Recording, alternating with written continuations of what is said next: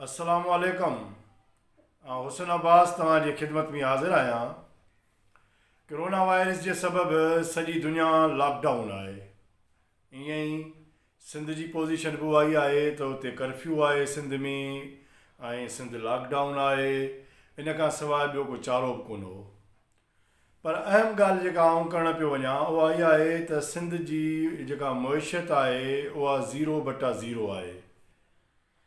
अहिड़ी पोज़ीशन में जॾहिं सिंध जी मईशत न हुजण जे बराबरि हुजे, हुते 4 खां 5 करोड़ माण्हू पंहिंजे घरनि में बंदि हुजनि ऐं उन्हनि 4 खां 5 करोड़ माण्हुनि जी जेका पोज़ीशन आहे उहा 0 आहे।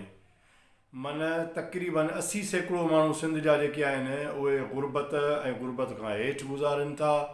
उन करे उहो जेको सिंध हुकूमत जे लाइ इहे डबल क्राइसिस आहिनि। उन करे सिंध हुकूमत खे अहम फ़ैसिला करणा आहिनि, जल्दी करणा आहिनि, तुर्त करणा आहिनि ऐं उहे फ़ैसिला इहे हुजणु खपनि सिंध हुकूमत जा त 18वीं तरमीम खे फ़ाल कयो वञे।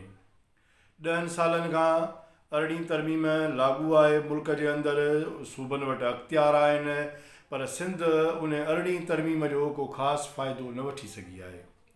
अॼु जॾहिं वज़ीर आज़म सहाफ़ियुनि सां ॻाल्हाईंदे 18वीं तरमीम जी ॻाल्हि कई ऐं वज़ीर आज़म चयो त 18वीं तरमीम जे तहत सूबा आज़ादु आहिनि त उहे पंहिंजा फ़ैसिला कनि। जॾहिं 18वीं तरमीम जे तहत सूबा आज़ादु आहिनि ऐं उहे पंहिंजा फ़ैसिला कनि त पोइ सिंध सूबे खे 18वीं तरमीम जो मुकमल तौर ते फ़ाइदो वठणु खपे।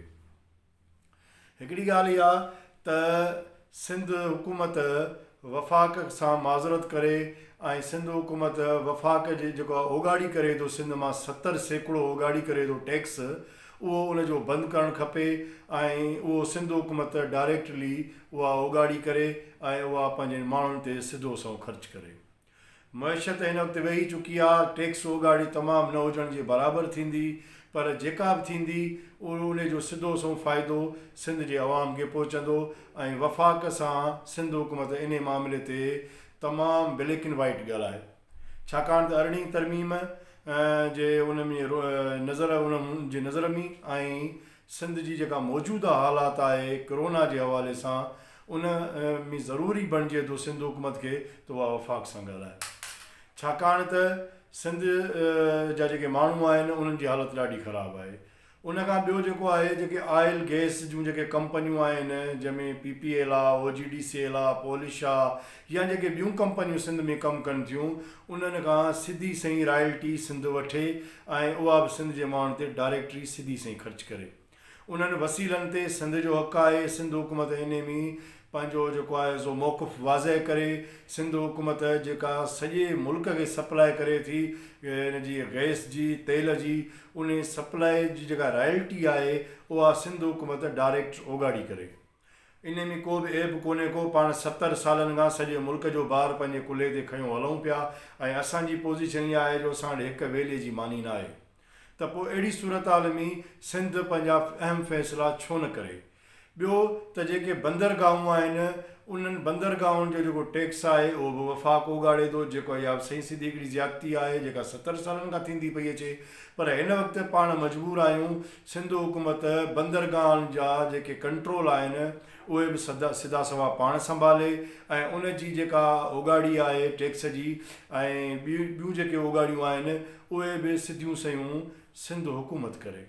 सिंध हुकूमत खे इहे फ़ैसिला करणा पवंदा पंहिंजनि माण्हुनि जे ख़ातिर, सूबे जे ख़ातिर ऐं जेको मौजूदा जेको आलमी तनाज़ुर आहे, जेका आलमी जेको सीनरियो ठहे थो पियो ऐं उन में जेको मौजूदा सिंध जी हालत आहे, उन करे सिंध हुकूमत खे इहो फ़ैसिलो वठिणो पवंदो।